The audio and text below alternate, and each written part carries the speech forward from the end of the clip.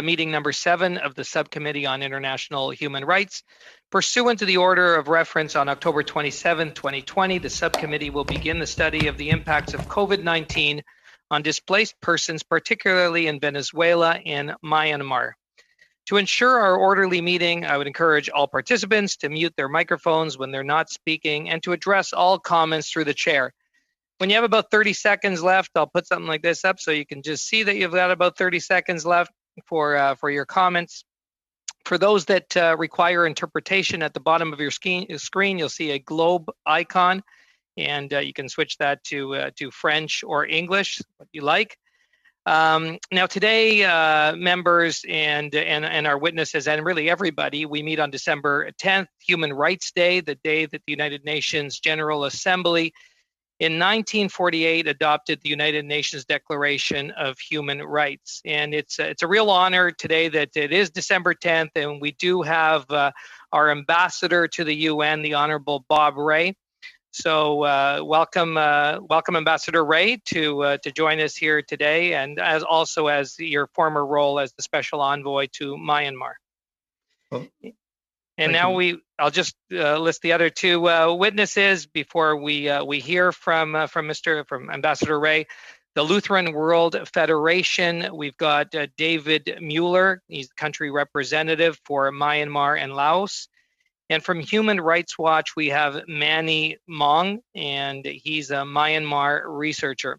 On that, we'll hear now from Ambassador Rae for 5 minutes. Ambassador, the floor is yours. Thank you very much, Mr. Chairman. I appreciate the chance to come back to familiar haunts, and it's good to see all of you. I am very much going to focus my remarks on both Myanmar and Bangladesh to give you a sense of the condition of the Rohingya refugees as well as other refugees in Myanmar. There are, with respect to Myanmar, there are about 600,000 Rohingya who are still in Myanmar, one of 5 of whom live in what are called IDP camps, internally displaced persons camps. And they've actually been called or compared to concentration camps by Christopher Sidoti, who's a former member of the UN fact-finding mission on Myanmar. I've actually visited one of the camps, the biggest one in Sitwe, and it is like an open-air prison, basically is what it is. While COVID-19 has led to further restrictions on movement and access to services for these persons and highlighted the vulnerabilities of very highly congested living conditions, we have to recognize the reality that these are hardships which are simply continuing.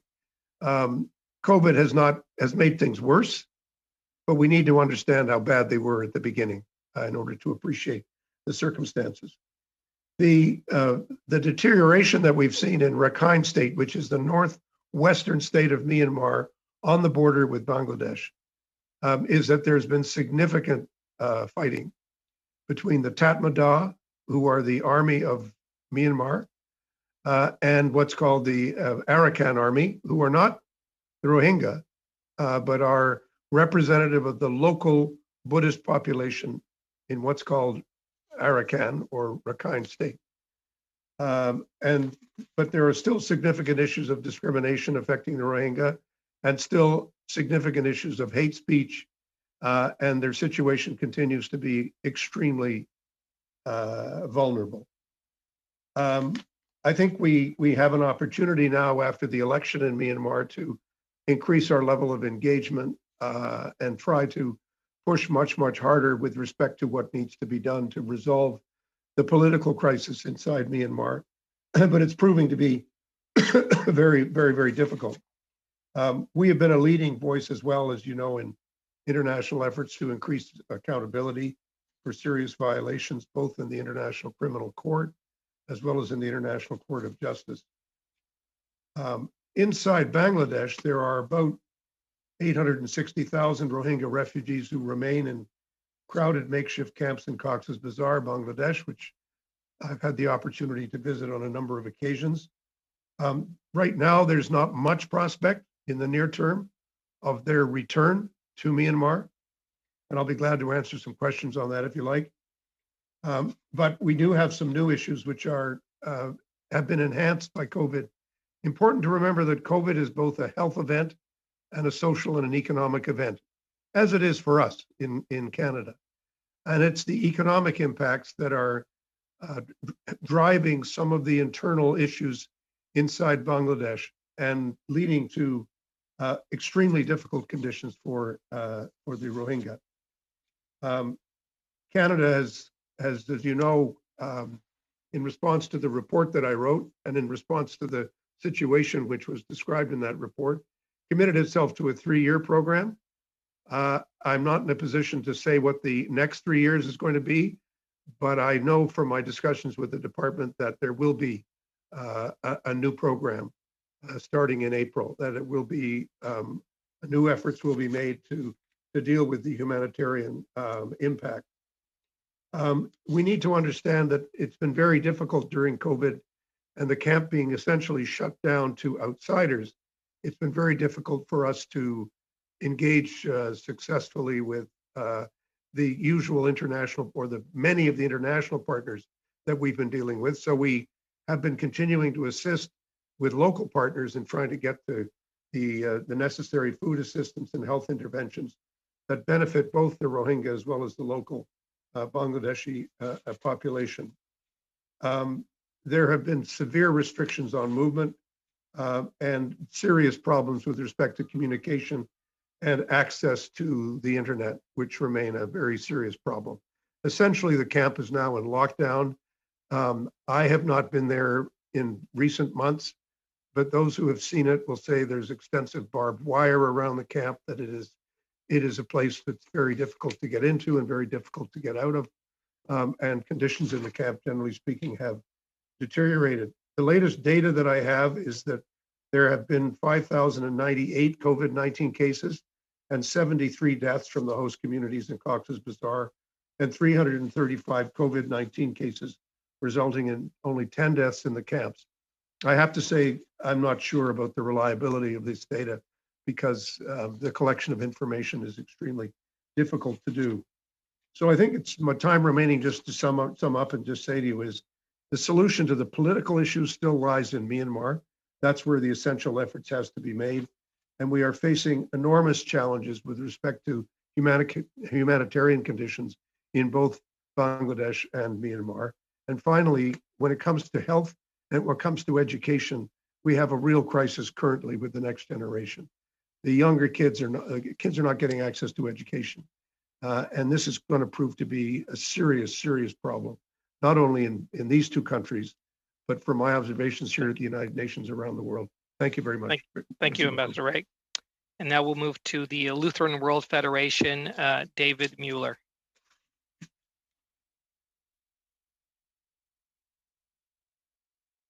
If you can unmute Mr. Mueller. Thank you. I forgot about that. Honorable Chairman, Vice Chairs, and members of the Subcommittee on International Human Rights. On behalf of the Lutheran World Federation, I thank you for the invitation to make this statement. 700 Rohingya refugees in Bangladesh continue to wait for safe, dignified, and voluntary return to their homeland. 600,000 Rohingya remain in Myanmar, including 130,000 confined to camps since 2012 in central Rakhine State, where they are denied freedom of movement, equal access to citizenship, and access to essential services. In both Bangladesh and Myanmar, the significant restrictions put in place to reduce the further spread of COVID-19 have limited camp residents' access to services, including access to protection, education, and livelihood support. In partnership with the Canadian Lutheran World Relief and the support of the Canadian government, LWF implements a project that assists 85,000 vulnerable, displaced, and marginalized people in 8 camps and 6 host villages in Rakhine. The work addresses urgent needs for clean water, non-food items, gender-sensitive shelter facilities, dignity kits, and COVID-19 prevention materials. Despite the COVID-19 outbreak, the government restrictions, LWF is able to implement activities through community-based staff and remote management techniques.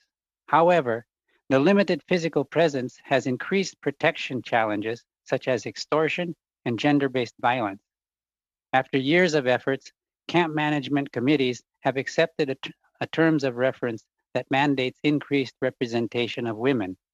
Each committee now has at least 4 women out of 15 members. LWF continues to work towards the goal of gender equality in decision-making. In the meantime, women and girls groups are learning and practicing rights-based empowerment, livelihood skills, and leadership and good governance. Men and boys groups discuss gender equality and women's and girls' rights. Whole communities are oriented on the prevention of sexual exploitation, abuse, and harassment, and core humanitarian standards.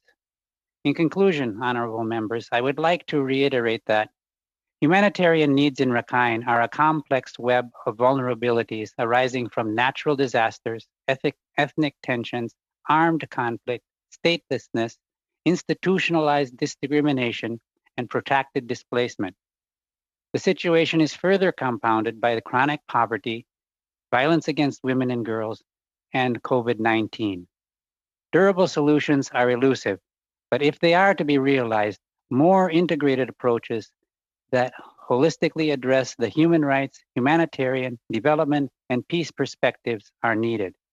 The international community must balance accountability with engagement, as without sustained in-country engagement, transformational change will not be possible. Every effort needs to be made to make the peace talks more gender and ethnic minority inclusive. More must be done to promote trust among and between the conflict-affected people and all parties to conflict in Myanmar. The international community must continue to call for ceasefires and encourage inclusive dialogue. The complex challenges that Myanmar faces are further exacerbated by COVID-19. The potential spread of disease among displaced Rohingya and their host communities has further isolated them from further restrictions in their access to adequate health care and necessary service resources. The pandemic has also restricted humanitarian workers, and aid supply chains. The lockdown has adversely affected employment and access to education. It has strained relationships between host communities and camp residents, and has placed additional burdens on Rohingya women and girls, putting them at risk of gender-based violence. Humanitarian development and peace work in Myanmar is underfunded. The generosity of Canada is greatly appreciated, but the needs are tremendous. For example, the COVID-19 addendum to the 2020 Humanitarian Response Plan is so far funded at only 52%. Finally, the Human Rights Universal Periodic Review for Myanmar will take place in January 2021. LWF supports the local and international NGOs in their stakeholder reports and recommendations. We would appreciate the support of this subcommittee in raising concerns on citizenship law reform, Thank you. freedom of movement of the Rohingya and all ethnic minorities, the fulfillment of women's rights, children's rights to education, rights of people with disability, and housing, land, and property rights. Thank you. Thank you very much. Thank you, Mr. Mueller. And now we will move to the Human Rights Watch. We have Manny Mong, and who's a Myanmar researcher. We also have with us Farida Dief, Canadian Director of Human Rights Watch. Manny will provide us with an opening statement, but I believe Farida, you'll be available also to answer questions. And if you during those question times, Farida, if you don't mind holding your mic close to your mouth, just so that our interpreters can hear you well for their interpretation. Thank you. Manny. Thank you to the chairperson and honourable members of Parliament for inviting me to appear before this committee to discuss the impacts of COVID-19 on internally displaced people in Myanmar. My name is Manny Mong, and I'm the Myanmar researcher for Human Rights Watch. Prior to COVID, I was based in Yangon for several years, documenting rights abuses from inside the country, and I'll speak more about the context there. So decades of conflict have resulted in over 360,000 internally displaced peoples across the country. They are mainly members of ethnic minority communities spread across northern Myanmar, in Kachin and Shan states, in western Rakhine, and in the southeast near the Myanmar-Thai border. Renewed conflict has created fresh displacements in 2020 in both Rakhine and Shan states. Humanitarian agencies overwhelmingly report that the government didn't take measures to ensure they could deliver emergency aid under the government-imposed travel restrictions to protect against the spread of COVID-19. In October, Human Rights Watch released a report, An Open Prison Without End, on Myanmar's detention of the 130,000 Rohingya Muslims in Rakhine State since 2012. We found that the squalid and oppressive conditions imposed on the interned Rohingya and Khmer Muslims amounted to the crimes against humanity of persecution, apartheid, and severe deprivation of liberty. In the incidents on August 2017, military campaigns of killings, sexual violence, arson, and forced eviction of Rohingya in northern Rakhine State forced more than 700,000 to flee to Bangladesh. Human Rights Watch has determined that the Myanmar security forces committed ethnic cleansing, crimes against humanity, and acts of genocide. Now, as you know, COVID-19 creates more vulnerability in already vulnerable groups. To date, Myanmar has just 29 confirmed COVID-19 cases among IDP populations in Rakhine. There aren't any reported cases among IDPs in Kachin, Shan, or Southeast. However, we don't think this is an accurate reflection of reality.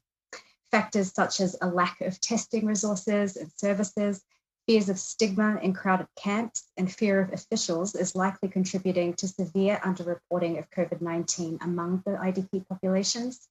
Government blocks on humanitarian access for international organizations and aid agencies make it difficult to investigate further on the ground. The situation in Myanmar is complex and dire. Aid agencies report extremely difficult circumstances in which their ability to deliver aid is frequently impeded. The government requires aid workers to apply for travel authorizations on a monthly basis and has imposed stronger rules on movement and access to curb possible COVID-19 infections. While authorities have the responsibility to take measures to protect public health, they must ensure availability of essential humanitarian services without discrimination. However, we found that in some cases, aid workers were limited to dropping off supplies at the camp entrances, and in other cases, such as in Rakhine, they're completely denied entry into the camps. Camps outside of government-controlled areas in Kachin and Shan states are totally inaccessible because of government blocks on movements to disputed areas. Discriminatory restrictions on freedom of movement, which disproportionately impact the Rohingya population, have been long-standing in Rakhine State. The Myanmar government has prevented virtually all Rohingya from obtaining citizenship.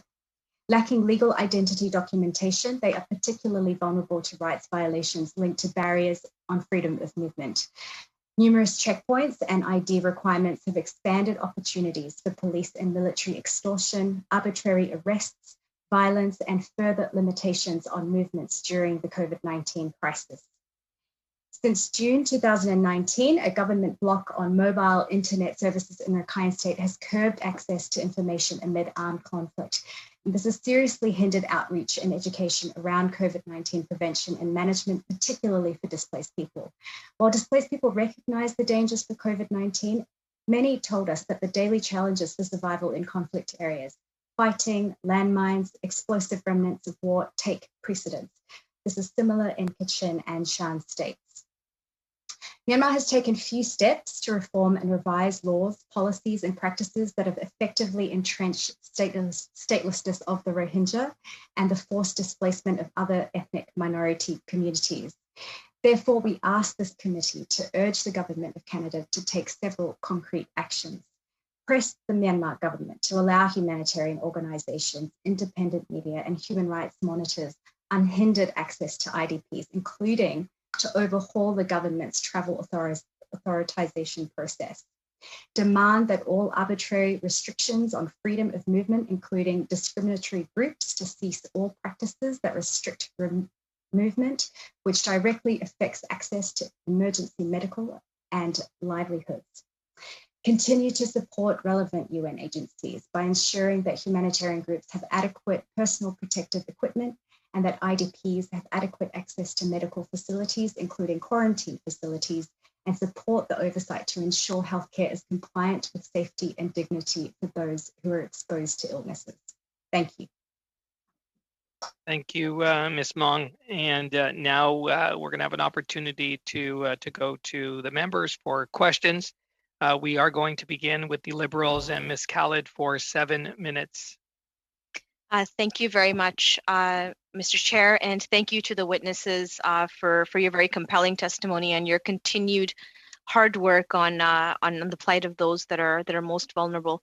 I want to focus my questions specifically on a theme that all of you have touched today, and that is of women and girls. We saw the impact of COVID on women and girls in Canada, where over 80% of care providers are women. So I wonder then, and maybe I can go to each of you to see what the impact is of COVID on women and girls in an IDP camp in Myanmar or in Cox's Bazar in Bangladesh, where there is limited access, where you have mentioned instances and rampant gender-based violence. What is that impact on women and girls? So Dr. Mueller, Mr. Mueller, if I can start with you, and then I'll kind of tweak my question for Ambassador Ray. Please go ahead. Yes, the COVID outbreak, of course, has provided more restrictions in the camps, so access to health facilities. The burden, of course, on care is also on women in the camps, as everywhere. But with the reduced access to health services, that has been the biggest impact on families and women in particular. The increase in tension, of course, is also having violence against women in the communities, and we've seen an uptick in that, also due to the fact that we don't have a presence there, and our lack of international presence due to the further restrictions in movement for ourselves as well as the people has meant that psychosocial support, health support, or even complaints mechanisms are not working as well during this COVID period. Women also, the health facilities are not in the camp, so they're outside the camp. So that really exacerbates the position as well. Thank you, Mr. Mueller. Ambassador Ray, first of all, thank you for all the work you've done over the past number of years as a special envoy for Canada, and congratulations on your new appointment as a representative in the United Nations. You spoke about possible resolutions to the political crisis in Myanmar and how difficult that is. Over the past number of years, the United Nations has been working quite actively to include, gender-based violence, which is often used as a weapon of conflict in areas. Obviously, we are talking in the context of COVID. Maybe you can shed some light on how not just Canada, but the international community can continue to include women and girls in that conversation for conflict resolution in the climate that Myanmar has been faced with. Well, first of all, I mean, I think I would just endorse everything that David said. I think the evidence for that is growing. I think the other disturbing thing is that things where we thought we'd made progress on, like early forced marriage, for example, things are going backwards. Girls are being married off at a very young age. It's a source of income in the Rohingya culture, and when there's no other money and no other work, it just feeds into the system. Significant increases in gender-based violence, but I must say, I think the point that you're making about the role that women and young people can play and must play in peace building is very significant. Canada has been the chair for the last year of the Peace Building Commission at the UN. We've made the inclusion of women a theme of our work, and in all the work that we've done around the world, and in our hearings that we've held at the UN, we're always focusing on this question of how can we make sure that women are present, that women are part of the solution. We've been doing this even in terms of the recent discussions in Afghanistan. It's tough. It's a challenge. because there's still a lot of resistance from many sources of patriarchy to say, no, it's not the way we do things. But the reality is the women are demanding a place at the table and are demanding to be involved. We see it in the effective leadership of the camp in Cox's Bazar, as well as in the larger camp in Sitwe, are women, because they are playing such a critical role and they are tired of being marginalized. But we do have a significant issue with respect to the education issue as it relates particularly to women. The very small efforts and progress we were able to make in education had the most significant impact on women and girls, because it finally allowed them to get access to education, which they never had. In Northern Rakhine, most young Rohingya and other groups do not have access to education, particularly women. Often just said no education after the age of 10, no education after the age of 12. So this is a really big issue, and I think it's where there's the logic of the feminist foreign assistance program and the feminist foreign policy becomes overwhelming. It's not an ideological statement. It's just a reality that's where the major inequities lie right now. And if we can drive that agenda, then we can do better on a number of other fronts as well. Thank you very much, Ambassador. There's a minute left, and I know Mr. Zaberi had a question as well, so maybe I'll just concede my time to Mr. Zaberi for what's remaining. Very quickly, my girls in the background, I apologize in advance if they're making a lot of sounds. I want to ask quickly to you, Ambassador Ray, I want to thank you for your comments around the Uyghur people. Our committee found unanimously that that genocide is in fact occurring within to the Uyghur people in China. I wanted to know if you can shed extra light on what led you to make your comments, if you want to say that in 30 seconds. Well, my comments were made in the context of what is the law on genocide, and what are the allegations that have been made. That's one of the reasons why I've argued so strongly. We continue to argue strongly that the Human Rights Committee in Geneva needs to take this issue to heart and needs to allow us to do the same kind of approach to fact-finding that we did, frankly, on the Rohingya issue. We were, once you have evidence, you then have to say, okay, how can we gather that evidence effectively? And that's, Thank you, I think, Ambassador Ray. the next step that has to be taken. Thank you. We've got to move over to now the Conservatives for 7 minutes, and we've got Mr. Reid. Thank you. Maybe I'll just, before moving to the situation of the Rohingya, I'll just make the comment. I think I'm right, Ambassador, that ultimately you are making a decision as to whether or not a technical definition had been met, and that the technical definition of genocide has, in this case, been met up to a standard of evidence that you regard as satisfactory. Is that a good way of summarizing your findings? Not exactly, because there's a process of further confirming evidence that has to take place. What I said was, and in the committee, what I said is that there is a definition of genocide. There are categories that are there. There are serious allegations. And as I said in my answer to the committee, I said there now has to be a next step where one goes forward and starts the process of gathering the evidence. We went through this very similar process in the Rohingya issue, where there were serious allegations. We have to find out how can we gather more evidence.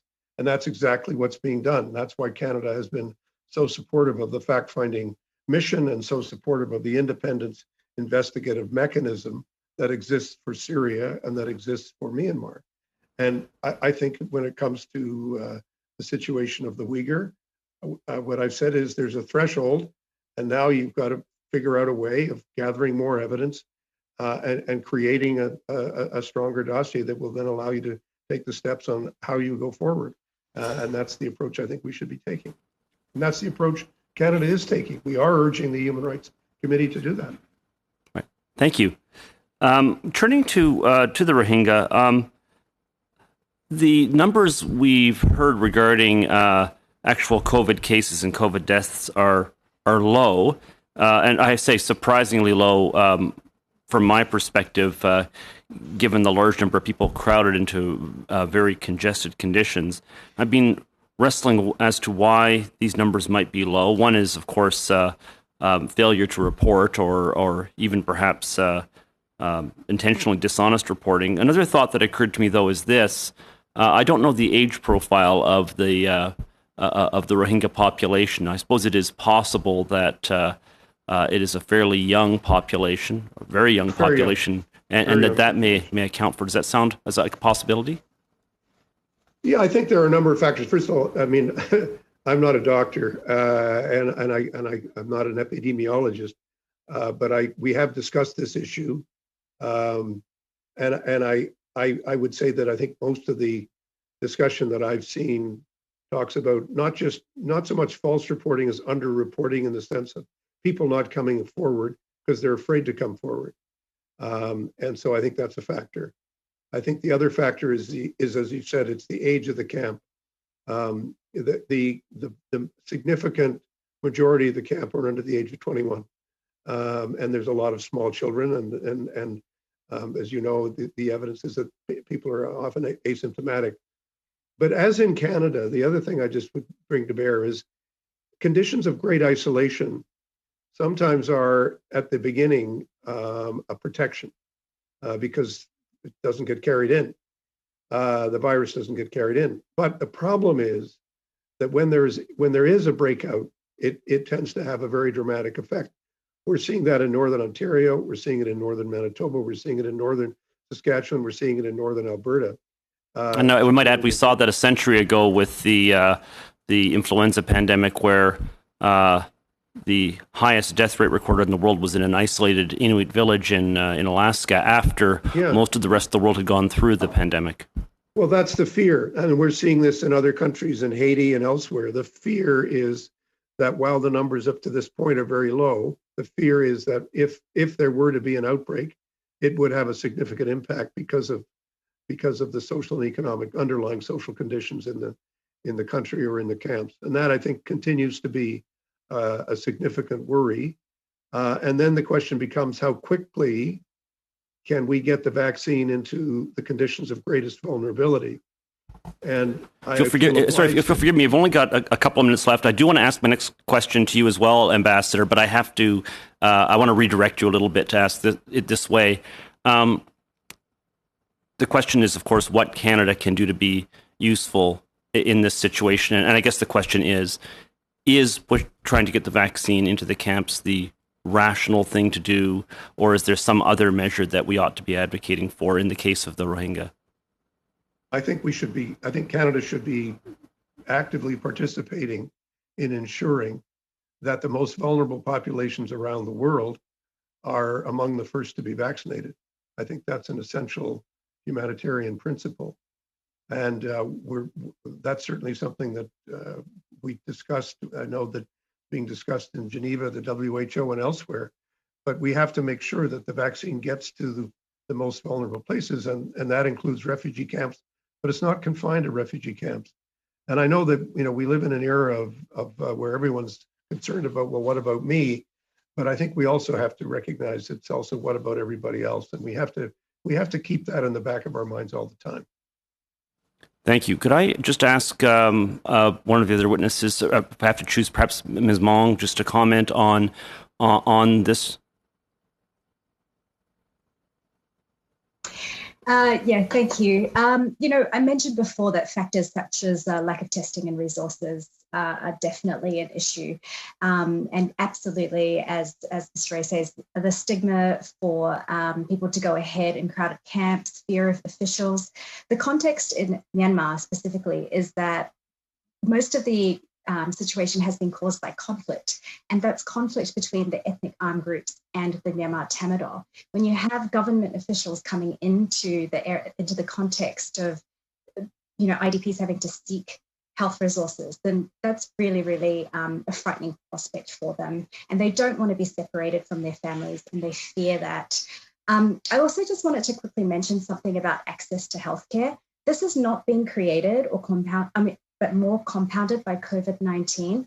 If we talk about women and girls, pre-COVID, we found just 7% of Rohingya women We're managing to get access to maternal health care. And now, because of COVID, we have absolutely no idea what that statistic is, but we can, intelligently assume that that's much lower. Thank you. Thank you. Thank you. Thank you. And now we'll move over to the block and MP Brunel Duceppe for 7 minutes. Merci beaucoup, Madame. Thank you very much. Mr. Chairman, I want to thank all of our witnesses for being here with us this evening. These are important issues. I wasn't intending to talk about this, but since my two colleagues did, I want to talk about Myanmar. But it was brought up that the Uyghurs are the subject of genocide in Xinjiang, but Mr. Ray said that there needs to be more investigation on. If we could keep the scope to Myanmar and Venezuela and COVID, please. Monsieur Fonseca. Well, Mr. Fonseca, you should have stopped my colleagues then, because I will be very quick. I do want to talk about this, and then I'll get back to Myanmar very quickly. But if they spoke about that, I should be able to as well. There is a subcommittee of the House of Commons that is producing a report and that is saying that this is a genocide. Now, we don't often have an ambassador with us. You are our ambassador to the UN, and I would like to know whether you agree with the statement of the House of Commons Human Rights Subcommittee that has said that there is a genocide against the Uyghur. Well, my point is, what is the next step? I was a member of the House of Commons, and I was a member of the various committees. We did make statements, but when we work internationally, we have to think about what is the next step? What are we going to do with this? And when it comes to the Rohingya, we supported Gambia that went to the International Court of Justice. We gave assistance for investigation on the ground, and that is because we have a great deal of respect for Parliament's opinion. And as I have said and continue to say, we need to try to convince the international commissions to be able to go on the ground to investigate, because that's the natural next step that we should take. So we will be happy to send you the report, Mr. Ray, and I will read it with pleasure. I've read the other reports. Thank you. I'm sorry I apologize to the other witnesses who want to talk about Myanmar. In Bangladesh, and my question is for Mr. Ray, the government are forcing the refugees toward an island that seems to be dangerous, and the World Food Program and the UN has said that this shouldn't happen.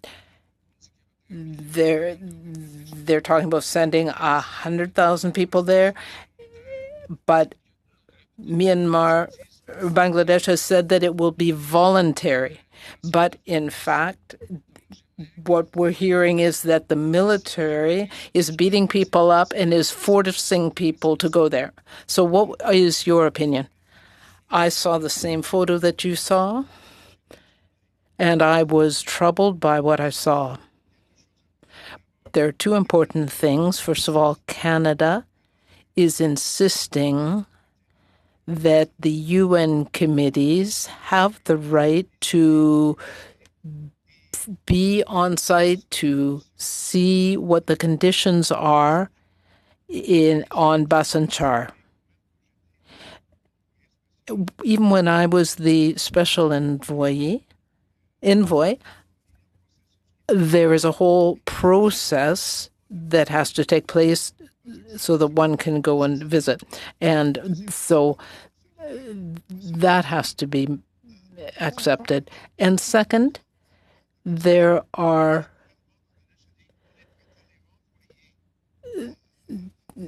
if the people who are on Basin Char are there against their will, the government has said that they will bring them back to Cox's Bazar. So the government has to say that it accepts the principle, but also we have to see what is actually happening so that people that go there do so voluntarily.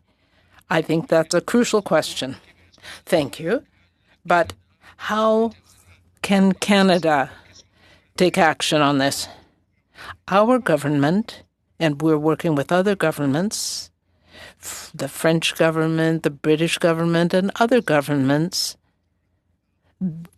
who are important donors and partners in providing assistance to the camps. We're looking to the Bangladesh government to have in place a more transparent process. Canada is there. I just have a minute left. We had a unanimous decision or statement in 2018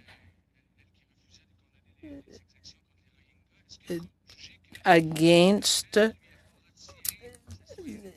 Anyang Sung and took away her honorary citizenship. Did that do anything? Did it make things better or worse? That didn't change anything. But like you, I attach a lot of importance to Canadian citizenship. But did you see that there was any change in what was going on? No. We are continuing like other governments, and we're not the only ones that have acted in that way against what has been happening in Myanmar. And Aung San Suu Kyi, I haven't spoken with her since, but she has work to do in her country. She has just been reelected, and now they need to create the conditions necessary for the Rohingya to be able to go back home with dignity. Thank you, Mr. Ray. Move to the NDP and Ms. McPherson for 7 minutes. Thank you, Mr. Chair. This has been very interesting and fascinating. So much so that my dog has joined us today.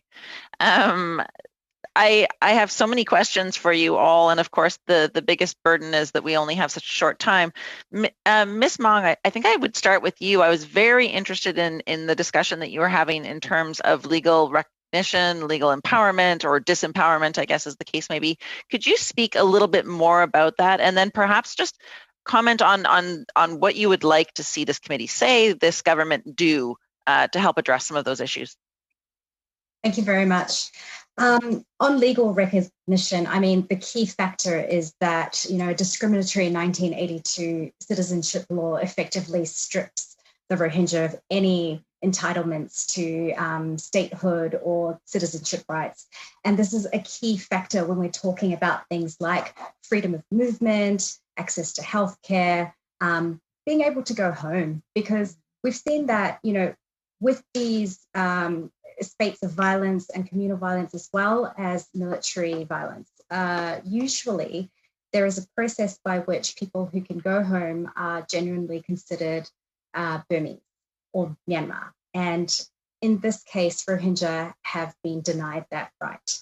So in a country where citizenship is synonymous with freedom of movement, we really want the Myanmar government to address these issues.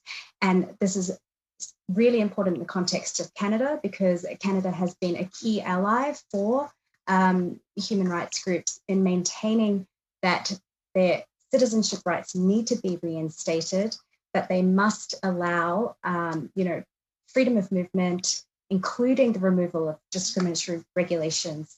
And this has become worse since COVID-19, where these factors of restrictions to curb the infection rate has compounded on the lack of available services for Rohingya. And do you feel that is legitimate, that COVID sort of, or is COVID being used as a shield, or is that a legitimate thing? It's a legitimate concern. I mean, prior to COVID-19, humanitarians were already stressing that they had such problems getting access. You know, a monthly provision that they need to apply for travel authority into the same areas that they work on a regular basis is just nonsense. And then with COVID-19 coming into it, we do accept that there must be some measures that, you know, the government needs to take in place to curb infection rates. But some of these are being applied arbitrarily and unfairly without eyes on the ground, without humanitarians, without independent monitors. We can't monitor the situation, but we're hearing such disturbing stories as, you know, Mr. Mueller brought up before as well, extortion, just to be able to go from one area of a camp to another, bribery, you know, more violence on these people who have been deprived for now now 8 years. Mm-hmm. So these movements, of course, you know, these factors are really concerning because we're seeing similar infringements being placed on the Rohingya in Bangladesh as well. So we can see a precedent taking place, and it's very disturbing, and we do need to really demand that these things end. And so is that what you would ask the Canadian government to do, to do that vocal demanding of that? Do you want the Canadian government to, you know, is there any other things that you need us to do? Because that's what we put in our report. Yes, exactly. We do need Canada to demand that, you know, citizenship rights be reinstated, that freedom of movement is not intrinsically linked to statehood, and that, you know, access, a key process to this is access for humanitarians to go into these camps and have unfettered access to be able to deliver the services that they need to. Thank you. Well, and thank you for your work and all of the wonderful things that you're doing and sharing with us today. Mr. Ray, I had an opportunity to chat with you in the Foreign Affairs Committee as well, but I would like to just take a moment to talk a little bit about a humanitarian response from the Canadian government. So we know that 400 million has been allocated, 200 million for development, 200 million for humanitarian response during the COVID-19 crisis.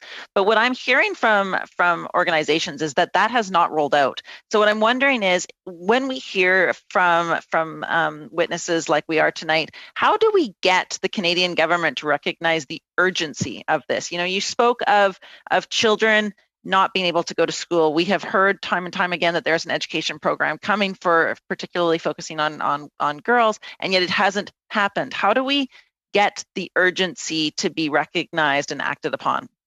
Well, I think, I mean, not to argue with you, but I think the reality in the camps is, and whether it's a camp in Rakhine State or whether it's the camp in Bangladesh, the absence of education is not because of the absence of funding.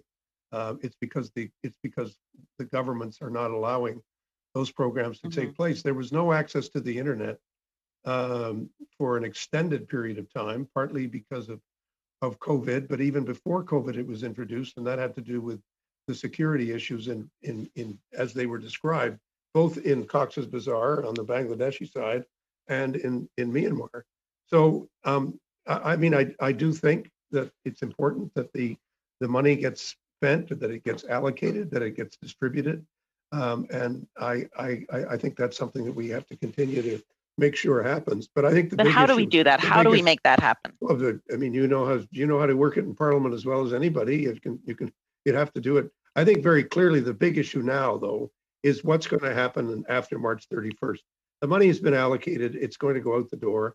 I think the key thing now is to make sure that we are looking at a situation in 2021, 2022, 23, where we've got an assurance of long-term stable funding at levels that will meet the degree of situation. And since we last spoke, I mean, since I last spoke to you, we were talking about aid levels. But most unfortunately, the British have cut back on their foreign assistance by a very substantial amount, by over £4 billion. Well, yes, but of course that means they're still ahead of us in terms of their GNI. No, Heather, come on, let's put partisanship aside for a second. But that is accurate. Like, I'm from the sector. That is an accurate piece. We're spending more than we did last year. Thank you. We've increased dramatically from last year. and we have to keep on spending more. I'm just We saying. have a long way to go. Yes, we Okay, do. thank you. I'm not disagreeing with Thank you, I am Ambassador. saying that Thank we've you, got to keep MP moving in the right McPherson. direction.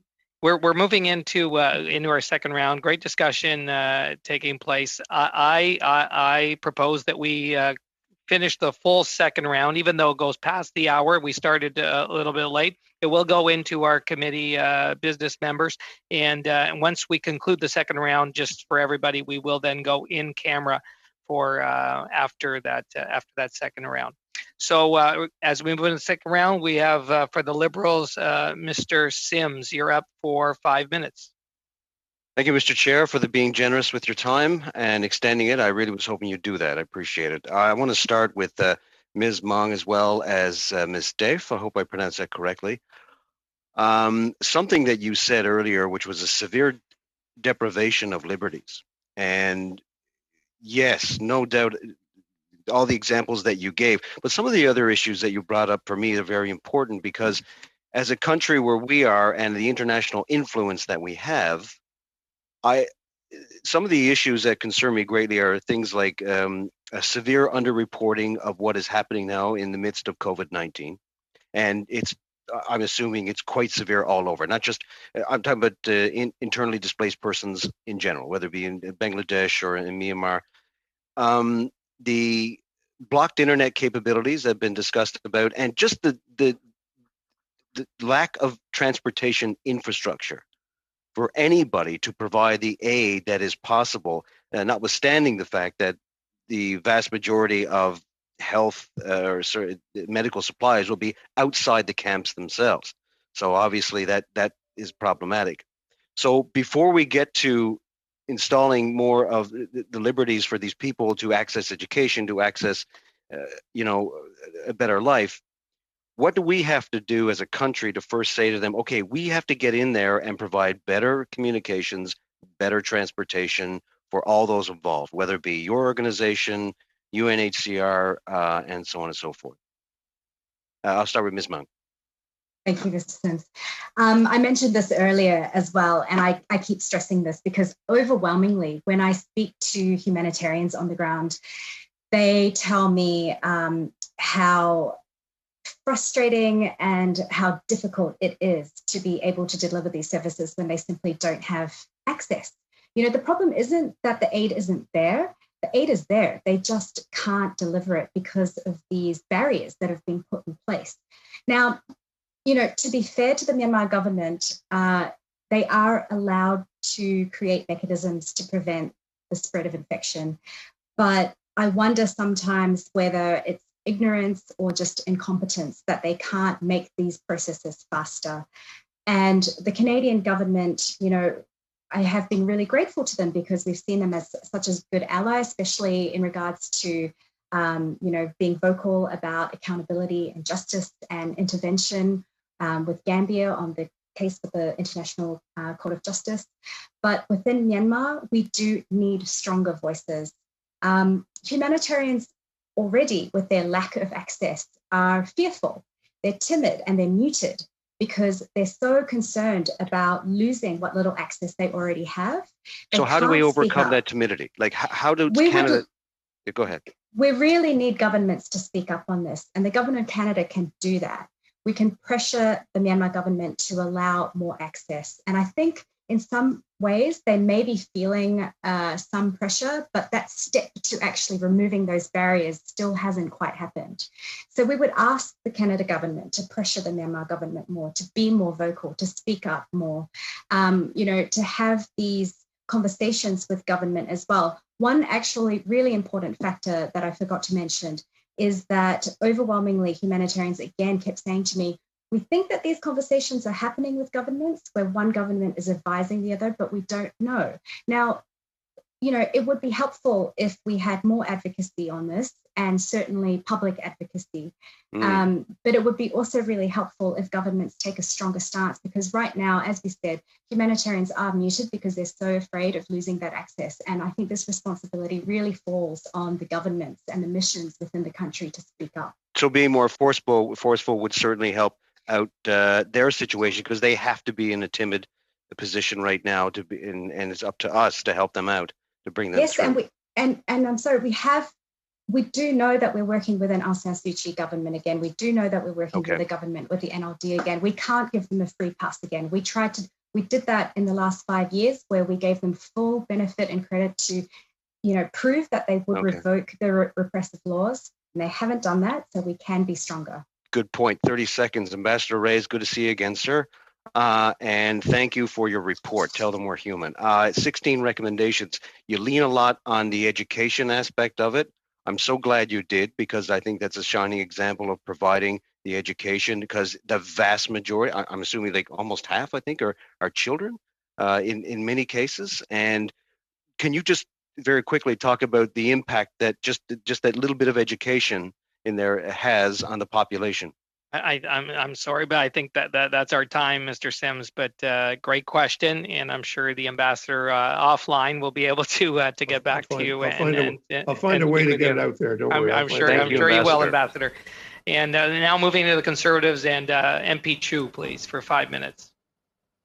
Well, thank you, Mr. Chair. I'm actually intrigued by the question and wouldn't mind to use my time to provide Mr. Ray the chance. Excellent. Please.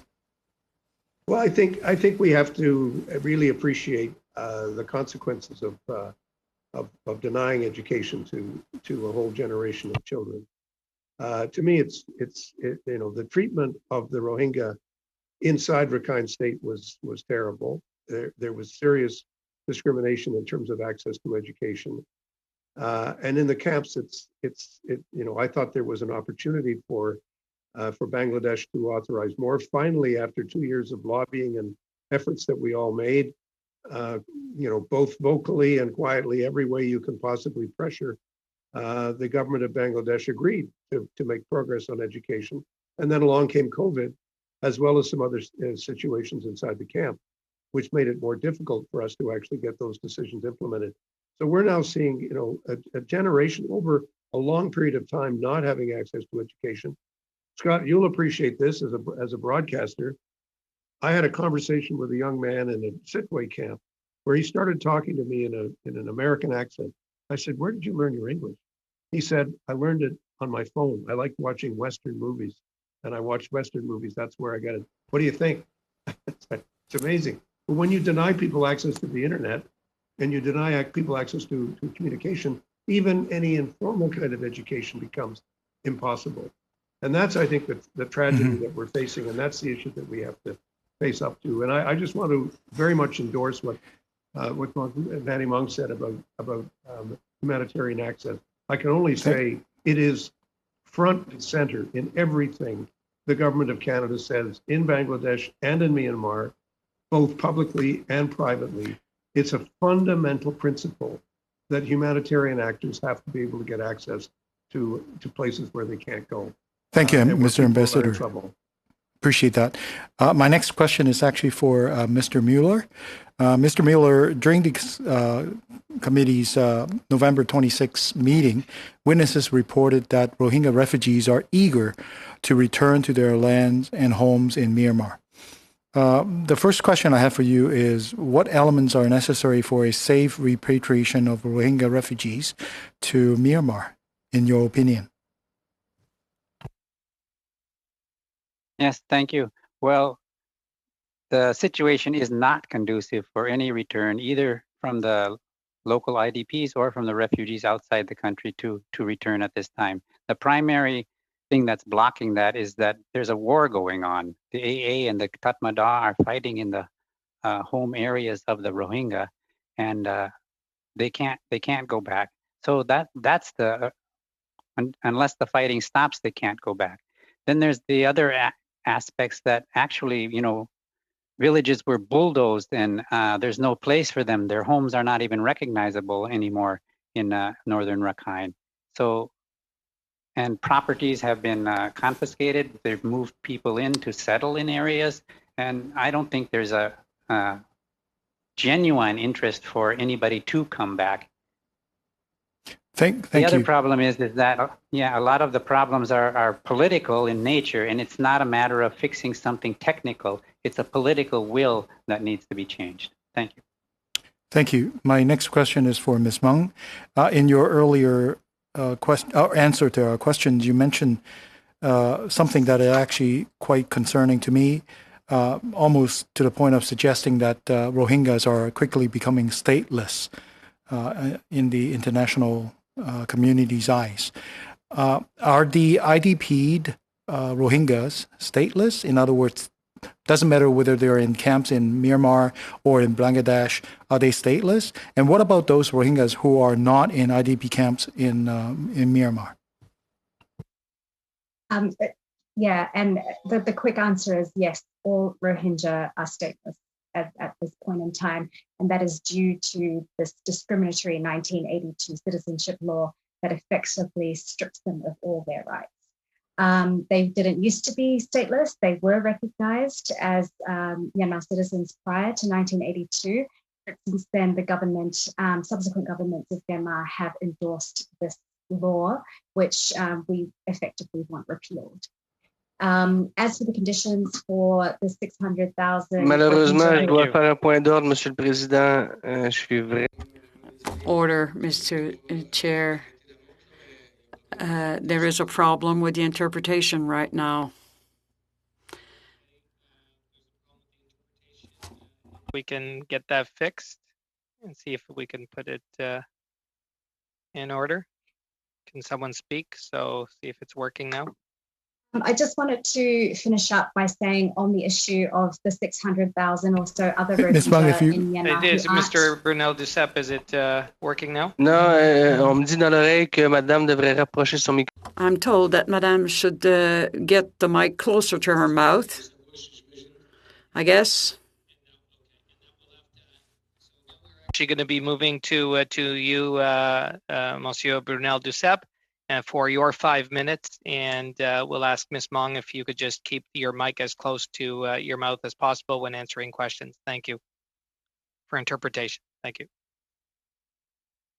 Mais en même temps, si elle avait... But at the same time, maybe I've taken some time out of her time. If she wants to answer, she can do it. It seems she's fine. Okay, I was going to ask a question to Mrs. Mong. Some witnesses heard in the subcommittee said that the Rohingya refugee crisis will be very long.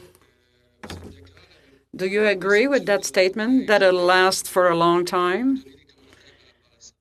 Can you give us some comments in that regard, please?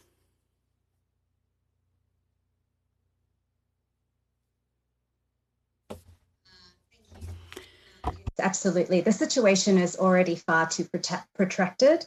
As Mr. Mueller said, the conditions even in Rakhine State right now are such that even the Rohingya within Myanmar cannot go back to their places of origin. And if we're discussing or talking about the fact that Rohingya in Bangladesh have already been there for 3 years with little opportunity, the situation is such that there's no way that they can also come back to similar situations where there is active conflict, and in fact their homes aren't there anymore. So when we're discussing these things on accountability and justice, it's very, very important that we collect evidence as we go along. That also is very important to the key element of the ICC, which assesses the ongoing element of genocide. And when we're talking about how people's homes are now still actively being razed or people cannot go back because of safety concerns, we need to look at that in the context of the existing crimes against humanity that are already being committed against them.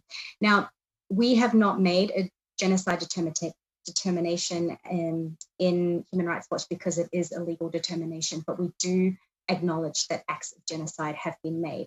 And when we talk about humanitarian access, when we talk about the rights of the Rohingya, when we talk about the IDP situation that exists there right now, it's all intrinsically linked to issues of accountability and justice.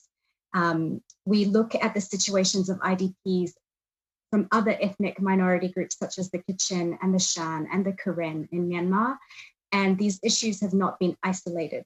Their situations are also protracted.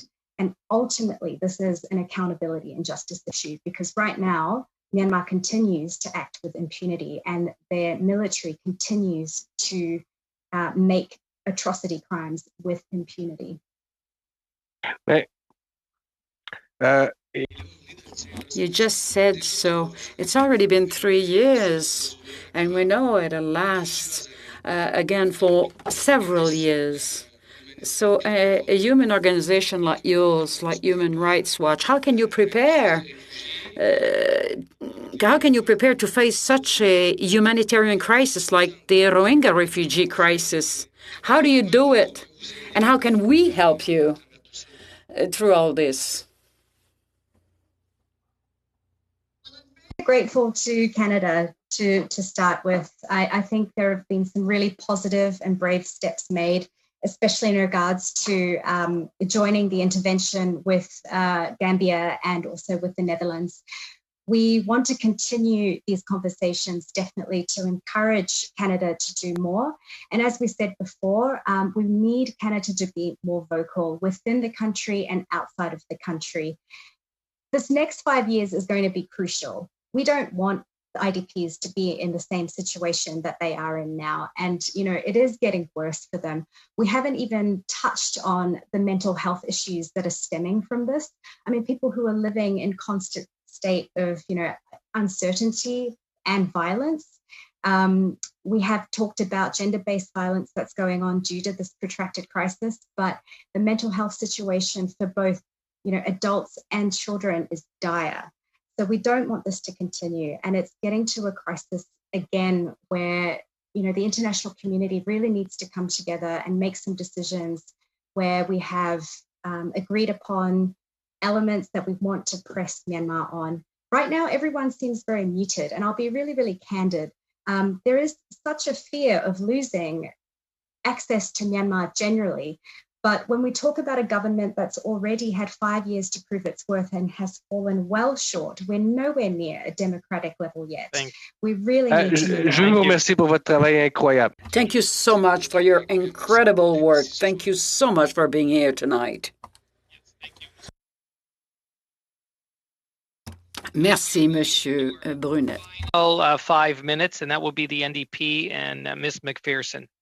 Thank you, Mr. Chair. And I need to reiterate what Mr. Brunel Duceppe has said, that incredible work from all of you, and thank you so much for what you do. I would like to ask Mr. Mueller some questions now, if I could. Just a very quick question I wanted to touch on that I didn't have time in my last intervention. You talk a little bit about January 2021 being a time where there will be a report, where there will be a review done of what is happening. Could you follow up with that? First of all, what will that look like? Second of all, will it be possible to do so, understanding our current COVID context, I guess, that we're in? I believe you're on mute, actually. Yes, the Universal Periodic Review will take place in Geneva, but it will still go forward, and it will be done virtually. So every country, it's a peer review. All nations will have a chance to give their feedback to Myanmar.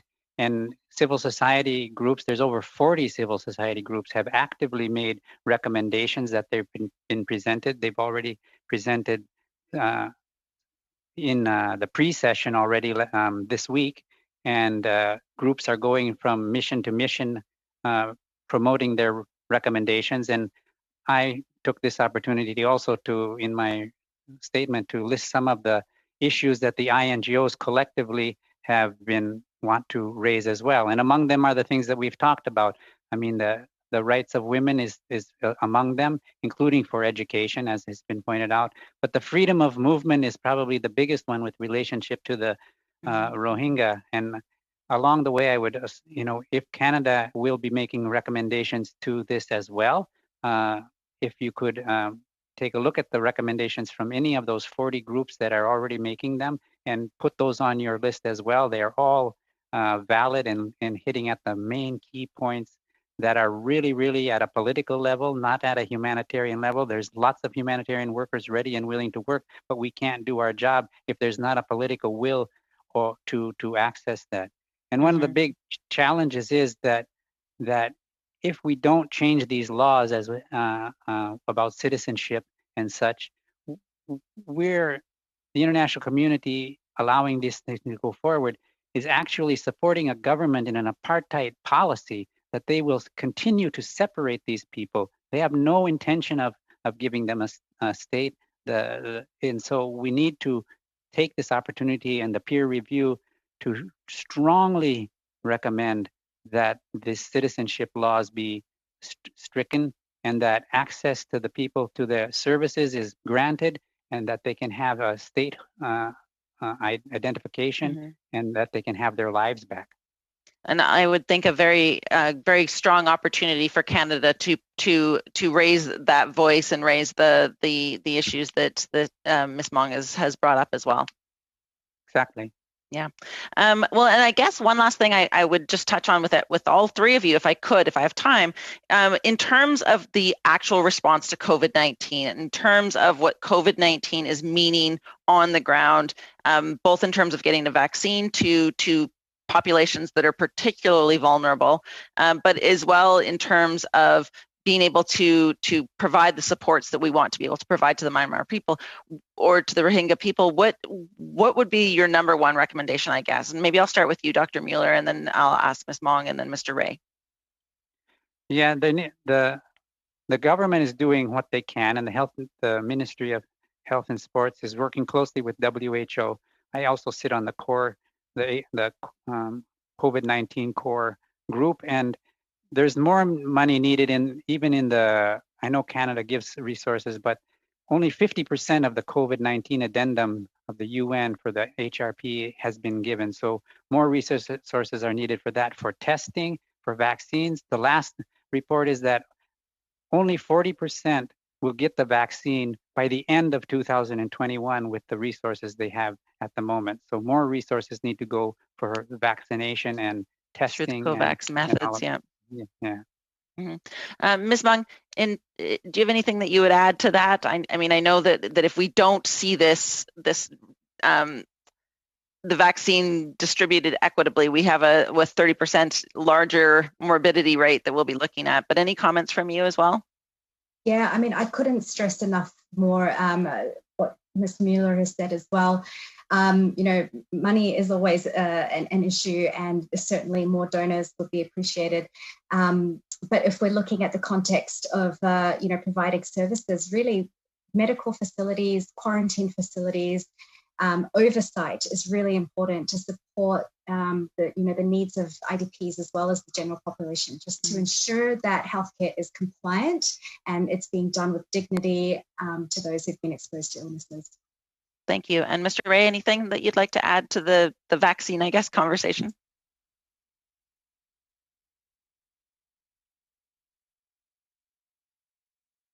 Have we lost Mr. Ray?